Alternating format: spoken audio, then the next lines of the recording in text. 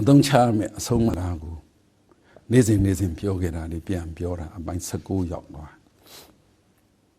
1389ခုဒုတိယဝါဆိုလဆန်း10ရက်2015ခု9လပိုင်း24ရက်တောက်ကြနေပေါ့ပြောခဲ့တာရေးခဲ့တာကဥဆောင်သူတချို့ကအဖွဲ့အစည်းကိုအများကြိုက်နာမည်ပေးပြီးကိုလက်ခံတဲ့အလုပ်ကိုပဲလုပ်ကြတယ်တချို့ကကိုကြိုက်တဲ့နာမည်ပေးပြီးအများလက်ခံတဲ့အလုပ်ကိုလုပ်ပေးကြတယ်တချို့ကကိုကြိုက်တဲ့နာမည်ပေးကိုကြိုက်တဲ့အလုပ်ကိုကိုစိတ်ကြိုက်လုပ်ကြတယ်ကိုကအများကြိုက်တဲ့နာမည်ပေးအများလက်ခံတဲ့အလုပ်ကိုလုပ်ပေးနိုင်မှာမလားစားလည်းများတယ်စကားလည်းများသွားတယ်စကားလုံးတွေနားထဲမှာလည်းရှုပ်သွားတတ်တယ်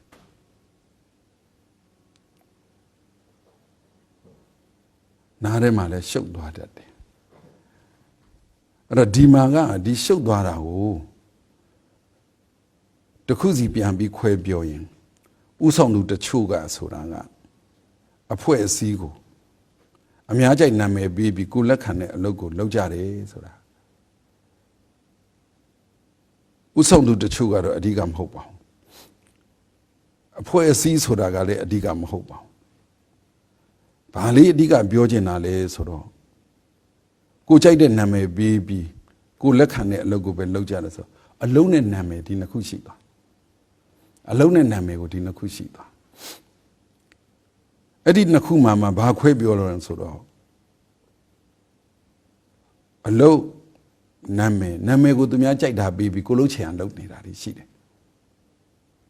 အများတော့ဂျင်းတ်တာပေါ့ဒီနာမည်လေးငါတို့ကြိုက်တဲ့နာမည်လေးပဲဆိုပြီးတော့လို့တော့သူကြိုက်တာသူလုံးနေတာနောက်ကြတော့ကိုကြိုက်တဲ့နာမည်ပေးပြီးတော့အများလက်ခံတဲ့အလုပ်ကိုလုပ်နေတာသူတို့ကနာမည်ကိုတော့မကြိုက်ဘူးပြိတ္တအများကဒါပေမဲ့လုပ်နေတဲ့အလုပ်ကကိုကြိုက်တဲ့အလုပ်မျိုးတွေလုပ်နေတော့လက်ခံတဲ့သူကများတော့ပေါ့လေအဲ့လိုမျိုးဒီနှစ်ခုကိုကြည်သောအားဖြင့်အလုပ်နဲ့နာမ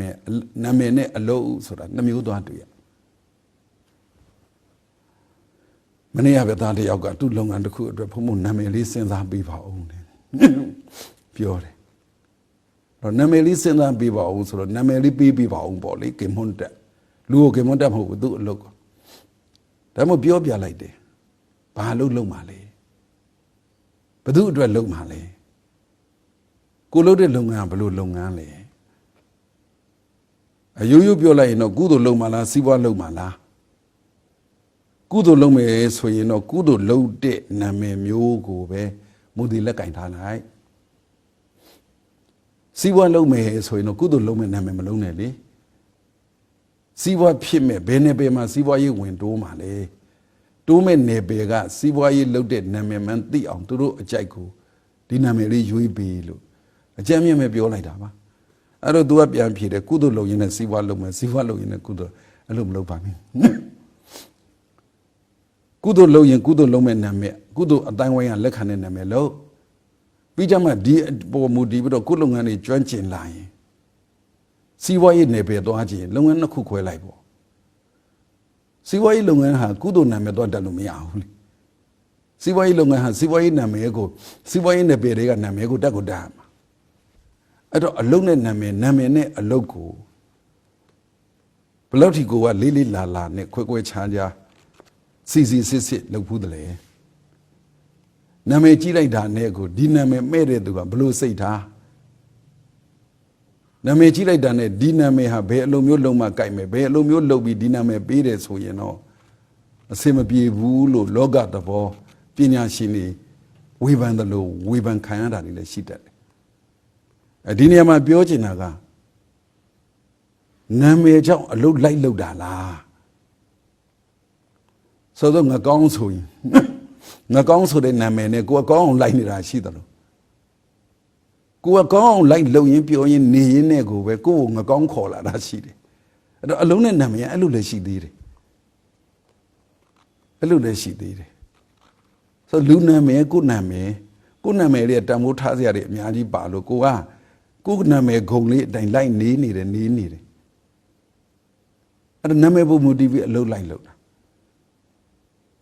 တချို့အလုံးလိုက်လို့ရင်ကိုနာမည်ရလာတာအဲ့ဒါလိုမျိုးအလုံးနဲ့နာမည်နဲ့ဆက်ဆက်မှုဆိုတာတွေလည်းရှိတယ်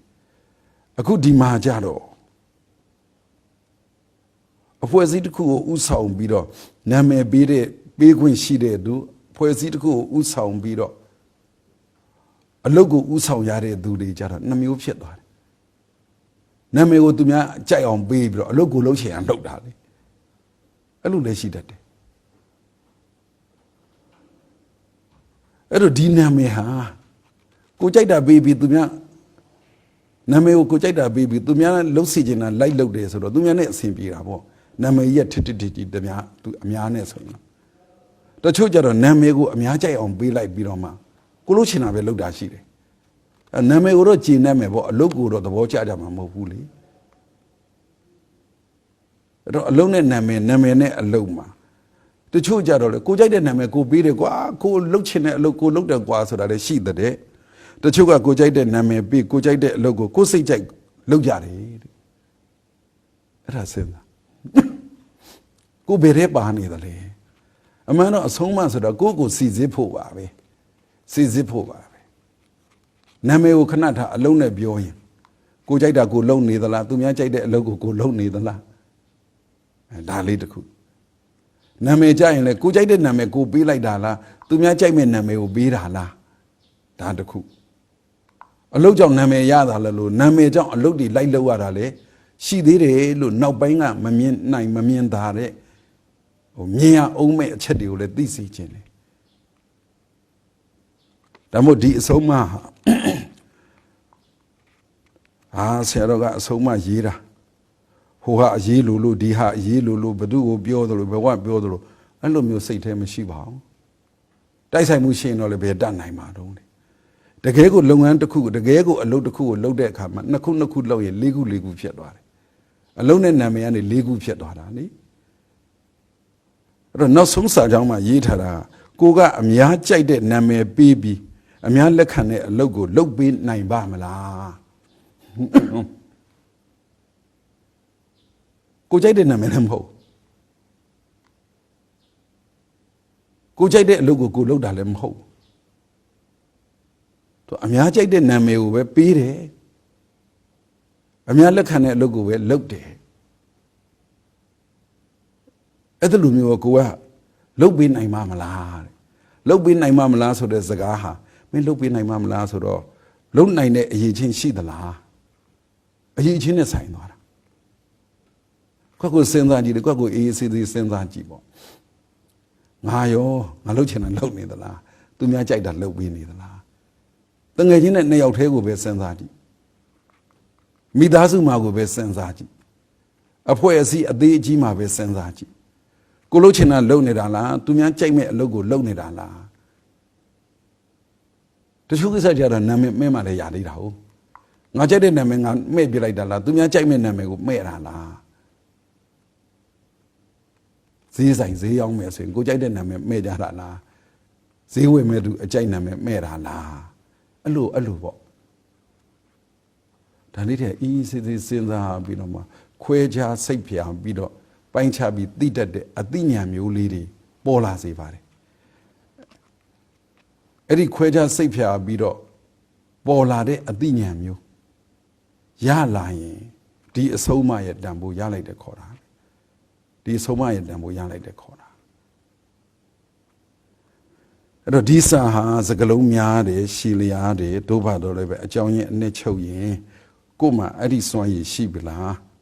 အများကြိုက်တဲ့နာမည်ပေးနိုင်မလားအများလက်ခံတဲ့အလုပ်ကိုလုပ်ပေးနိုင်မလားကိုလုပ်တဲ့အလုပ်ကကို့အတွက်မှမဟုတ်ပဲအများအတွက်လုပ်တာဆိုရင်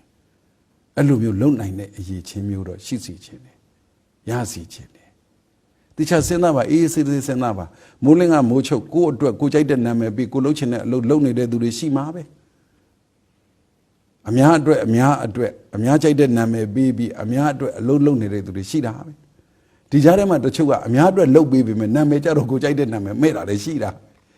အဲ့ဒါတွေကိုဝေပြီးပဲချမ်းစီစစ်တတ်တဲ့ဉာဏ်လေးတာပေါ်သွားရင်ကိုဘဝအတွက်အလုံးအသုံးကြပါလေဘဝမှာအသုံးကြတဲ့ဘဝရတယ်ဒါကြောင့်မို့ဒါတကယ်အသုံးချရမယ်အဆုံးအမစကားပါ ဒီအသုံးချရမယ့်အဆုံးအမစကားကိုနေ့စဉ်တစ်ပုတ်တစ်ပုတ်ပြောပြရန်ကနေပြီးတော့မိမိတို့နားနဲ့ဝင်နဲ့အဆုံးအမကိုနာကြားသိရှိရပြီးတော့ဒီအသိဉာဏ်နဲ့ပဲနေတတ်ထိုင်တတ်ပြီးတော့ဘဝမှာအသုံးကျတဲ့သူဖြစ်ပါစေတည်း